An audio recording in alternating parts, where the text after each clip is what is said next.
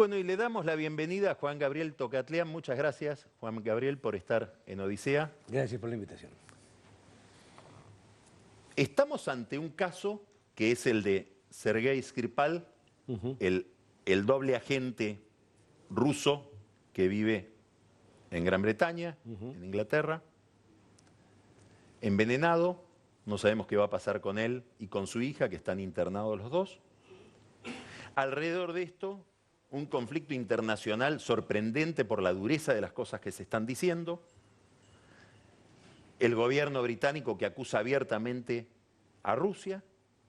Un Putin muy fortalecido por la elección que sale a defenderse y a decir que esto es todo una patraña y un chiste.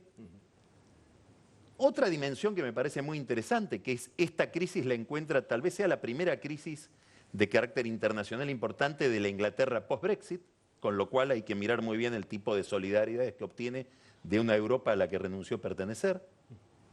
¿Qué significa todo esto? A ver, yo pondría dos claves de lectura, al menos inicialmente.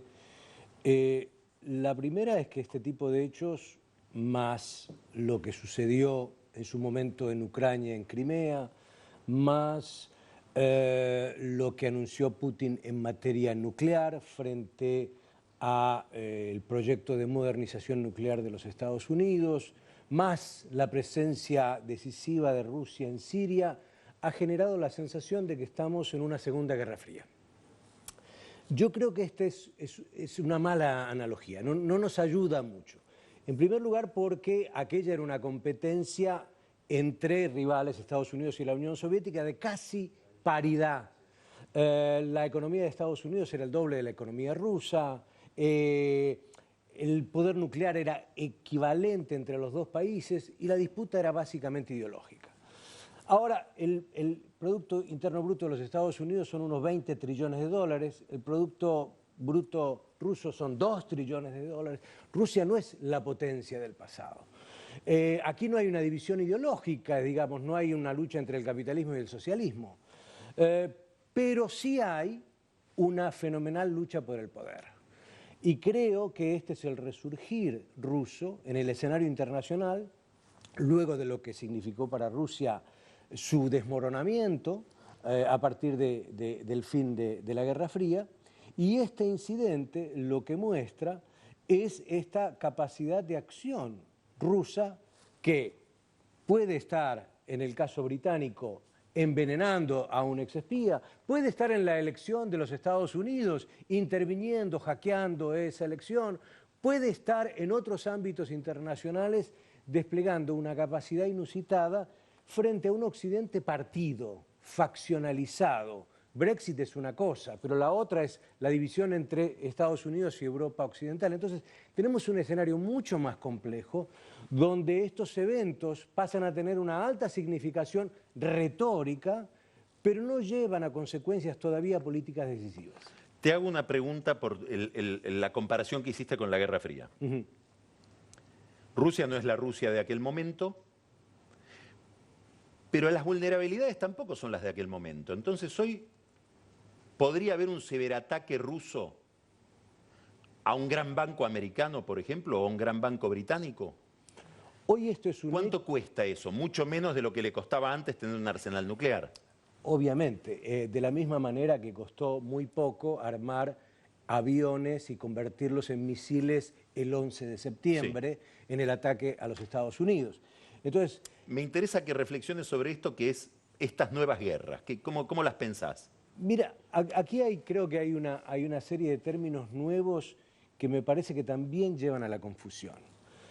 Uno de ellos es la expresión guerras híbridas.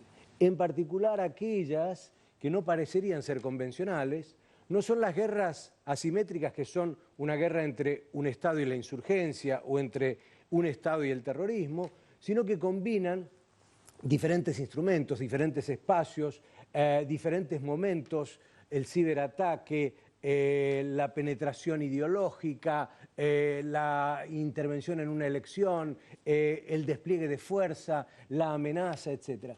Yo no creo que esto sea lo que está pasando formalmente en la relación con Estados Unidos de parte de Rusia. Pero sí creo que Rusia hoy tiene una capacidad de accionar mutuo, vario quiero decir, y expandido, por lo menos en Europa y por lo menos en Medio Oriente. Entonces me parece que hay que localizar ese despliegue ruso, que repito, es una Rusia que busca ser resurgente, una Rusia que busca tener una voz en el escenario internacional, pero es una Rusia que también tiene cada vez más opositores y no tiene, por otro lado, una relación solo de cooperación con China, sino que es una relación mixta, de cooperación y competencia. Por lo tanto, no es una Rusia tan potente. Genera provocaciones, genera problemas, pero me parece que ahí, por ese lado, va a haber que poner la atención más bien en la capacidad que tenga Rusia de sostener en estos momentos su economía, en la capacidad que tenga Rusia de sostener esta modernización nuclear, en la capacidad que tenga Rusia de buscar aliados, que en este momento no los tiene. ¿Las sanciones sirven de algo? Las sanciones sirven para afectar a las élites, en algunos casos. Las acciones materiales pueden llegar a servir si son colectivas, si son multilaterales, si son muy precisas y focalizadas. Hay todo un debate, por ejemplo, de la relativa utilidad de las sanciones para haber llevado a un cambio en la posición de Corea del Norte, por ejemplo. ¿Sí? Corea del Norte era un país totalmente aislado y sigue siéndolo aislado, pero tenía un comercio internacional de unos 10.000 millones de dólares en 2014. Hoy no pasa de 5.000 millones. Y esto es porque un conjunto de actores impuso una serie de sanciones que redujeron su capacidad de maniobra. ¿Eso explica para vos la distensión con Corea del Sur, la reunión con Trump, digamos, el giro que estamos viendo? Yo creo que en parte son las sanciones, pero mucho más es la sensación de que están frente a un impredecible que es Trump. Yo creo que lo que hizo cambiar básicamente la posición estratégica de Corea del Norte fue la percepción por primera vez que están frente a alguien que es tan errático, tan impredecible, que es posible entrar en una confrontación. Es una competencia entre predecibles también, ¿no? Totalmente, así que esto, digamos, no es que el patrimonio sea los orientales o los revisionistas son impredecibles, los occidentales, los liberales son perfectamente predecibles. No, este es un juego mucho más complejo. Pero volviendo al tema de las sanciones, uno puede decir que las sanciones no fueron, si bien fueron masivas, no fueron significativas para alterar el rumbo de Irán y la capacidad que tuvo Irán de negociar el acuerdo nuclear con las 5 potencias más Alemania. Entonces depende, las sanciones, repito, focalizadas, multilaterales, de largo plazo, dirigidas a las élites, tienen algún resultado. Las sanciones retóricas, simbólicas, parciales, unilaterales, tienden a fracasar. Estabas hablando de Trump y su carácter, digamos. Sí. ¿Qué significa en ese contexto el cambio de secretario de Estado de Tillerson por Pompeo? Yo creo que ahí hay que hacer 4 lecturas. La primera, ¿cómo llega Tillerson a ser secretario de Estado? Bueno, Tillerson fue un hombre de alguna manera sugerido por el ala moderada del Partido Republicano. Un hombre de los negocios, se pensó que tenía esa capacidad de sintonizar con un hombre que venía de los negocios como Trump, y que por lo tanto esto daría alguna seriedad a la política exterior de los Estados Unidos. ¿De dónde viene Pompeo? Viene del Tea Party dentro del Partido Republicano, es decir, viene por el lado de la extrema derecha dentro del Partido Republicano. ¿Qué era Tillerson en términos de su experiencia? Pues era un empresario muy exitoso, sin lugar a dudas, un CEO de primera magnitud, pero su conocimiento de la política era muy bajo. ¿Qué es Pompeo? Pompeo fue un legislador que se caracterizó por ser uno de los legisladores más antiárabes, más antimusulmanes, más antiiraníes, más antiaborto, más antiambiental, más pro negocios de las corporaciones, más gastos de defensa. Poneme Rusia en la lista. Y ahora el tercer elemento es Rusia. ¿Cuál es la peculiaridad de Pompeo? Pompeo gana las elecciones básicamente el principal donante de sus campañas es la familia Koch. Son las Koch Industries en Estados Unidos. ¿Quién es Koch? ¿Quiénes son los hermanos Koch? Bueno, son un gran conglomerado que tienen un poder fenomenal, manejan el negocio energético, el negocio del petróleo, otros negocios industriales, pero hay un dato interesante. El padre de los Koch fue el que abrió la producción petrolera en Rusia, en la Rusia soviética, entre finales de los años 20 y principios de los años 30. Y siempre fue anticomunista, pero siempre vio, y les comentaba a sus empresarios y colegas en Estados Unidos, que estratégicamente había que estar cerca de Rusia por este poder que tenía Rusia y por el tema del petróleo. Por lo tanto, presumo que Pompeo, con esta marca de Koch, será mucho más anti-iraní, anti-Corea, anti otras cosas, pero no necesariamente antirruso. La Argentina es un país que tuvo toda una estrategia de prescindencia del financiamiento internacional durante años y ahora la clave del gradualismo es que dependemos del oxígeno externo. Y eso nos tiene que volver mucho más perceptivos e inteligentes respecto de todo esto. ¿Esto nos toca en algo? ¿Nos puede tocar en algo? ¿Por la vía financiera, por ejemplo? Yo creo que mucho. Yo creo, hago un corte que es el siguiente.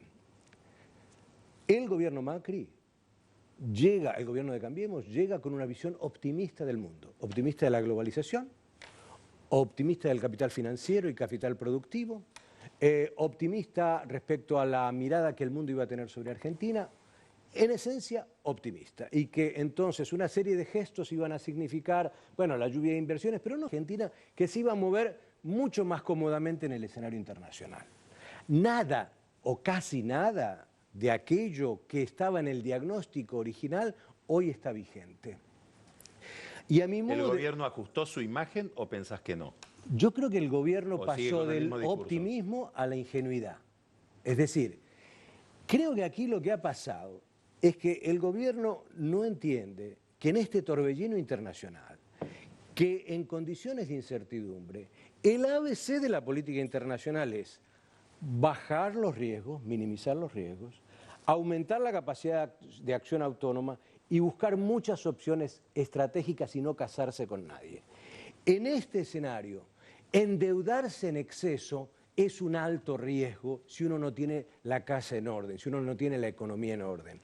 Inclinarse políticamente en exceso hacia ciertos socios occidentales, Estados Unidos, Gran Bretaña, puede dar algunos dividendos, pero no da una situación que sea, óptima para de dónde están viniendo las inversiones, que son propias del capitalismo de Estado. ¿Quiénes son ese capitalismo de Estado? China, Rusia y algunos países del sudeste de Asia. Entonces, creo que está haciendo una lectura ya no optimista, en exceso ingenua, y en consecuencia no está preparándose para algo que los chinos llaman el Fang Fan. Yo no sé mandarín, pero esta es una expresión china muy importante, que está orientada a decir, en tiempos como estos, es decir, de alta incertidumbre, es mejor ser cauteloso, porque el sistema internacional puede llegar a jugar en contra de uno, en desmedro de uno, ¿sí?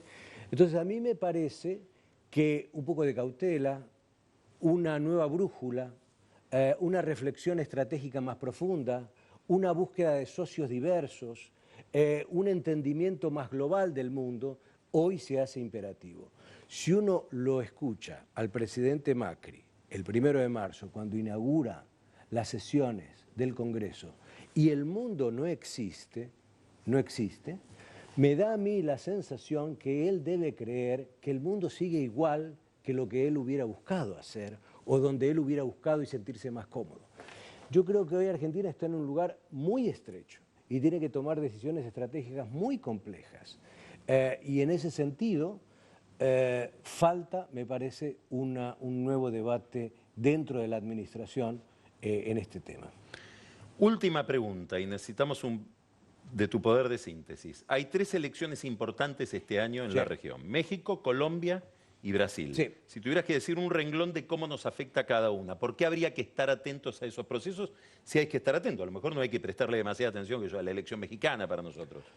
La elección mexicana está más distante de nosotros y México no ha sido un factor trascendental en términos de lo que es su política interna en cuanto a la Argentina, pero sí en cuanto a las opciones diplomáticas de Argentina. Argentina siempre ha pensado en clave latinoamericana más que sudamericana, y México en ese sentido es un puente importante. Con gobiernos de una u otro color, a la Argentina le convendría aún, si gana a López Obrador, es decir, un candidato de centro-izquierda, tener un puente importante estratégico con México. Colombia es vital porque el tema colombiano y el proceso de paz es aún extremadamente frágil. Es posible que el ganador de las elecciones sea algún candidato que busque retroceder en materia de paz. Más uribista. Más cerca del uribismo, más cerca del centro derecha o de la derecha en sí, pero en un contexto a su turno en que hay una elección en Venezuela y hoy no puede uno distinguir Colombia de Venezuela. Lo que pase en ese vértice de Sudamérica va a ser esencial para la estabilidad general de toda la región. Y Brasil creo que nos muestra un tema muy interesante y muy fascinante desde el ángulo de la ciencia política. Es decir, en crisis de esta naturaleza, ¿qué está bullendo? ¿Qué está reflejándose en Brasil? Hay una reciente encuesta que me parece muy inquietante. Pesquisas Paraná, una empresa de opinión pública, hizo una encuesta masiva en el país, en parte fue reproducida en un artículo del Washington Post. 43% de los brasileños están hoy a favor de un golpe de Estado. ¿Qué quiero decir con esto? Un sistema político diezmado, que da lugares a outsiders. Bolsonaro. O sea, para vos este dato hace juego con un avance de Bolsonaro que no... O Temer que se quiera lanzar para preservarse, o una coalición heterogénea que busque que no entre Lula, que no entre el centro izquierda, nos va a traer un Brasil con mucha incertidumbre para Argentina desde el punto de vista geopolítico. Y la relación estrecha y estratégica que tenemos con Brasil es muy importante para Argentina.